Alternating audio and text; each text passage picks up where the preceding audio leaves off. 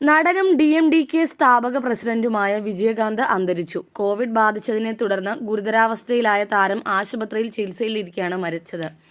ആരോഗ്യനില മോശമായതിനെ തുടർന്ന് ചൊവ്വാഴ്ച വിജയകാന്തിനെ ചെന്നൈ ഗിണ്ടിയിലെ സ്വകാര്യ ആശുപത്രിയിൽ പ്രവേശിപ്പിച്ചു. തുടർന്ന് നടത്തിയ പരിശോധനയിലാണ് കോവിഡ് സ്ഥിരീകരിച്ചത്. ശ്വാസമെടുക്കാൻ ബുദ്ധിമുട്ടുള്ളതിനാൽ വെന്റിലേറ്ററിലേക്ക് മാറ്റിയിരുന്നു. അനാരോഗ്യത്തെ തുടർന്ന് നവംബർ 18-ന് വിജയകാന്തിനെ ആശുപത്രിയിൽ പ്രവേശിപ്പിച്ചിരുന്നു. തുടർന്ന് അദ്ദേഹത്തിന്റെ ആരോഗ്യത്തെക്കുറിച്ച് അഭ്യൂഹങ്ങൾ പരന്നതോടെ ആശുപത്രിയിൽ നിന്നുള്ള ചിത്രം കുടുംബം പങ്കുവച്ചിരുന്നു.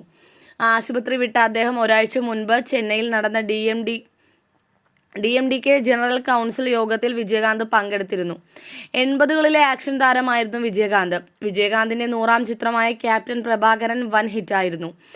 അമ്മൻകോവിൽ കിഴക്കാലെ വൈദേഹി കാത്തിരുന്താൽ, ചിന്നഗൗണ്ടർ, വല്ലരസു, ക്യാപ്റ്റൻ പ്രഭാകരൻ തുടങ്ങിയവയാണ് പ്രധാനപ്പെട്ട ചിത്രങ്ങൾ. 1980കളിൽ തമിഴ് ചലച്ചിത്ര രംഗത്ത് കമൽഹാസൻ, രജനികാന്ത് എന്നിവർക്ക് ശേഷം ഒരു മുഖ്യധാരാ നായകനായിരുന്നു വിജയകാന്ത്. ഒരു ആക്ഷൻ നായകന്റെ പരിവേഷമാണ് വിജയകാന്തിന് തമിഴ് ചലച്ചിത്ര രംഗത്തുണ്ടായിരുന്നത്.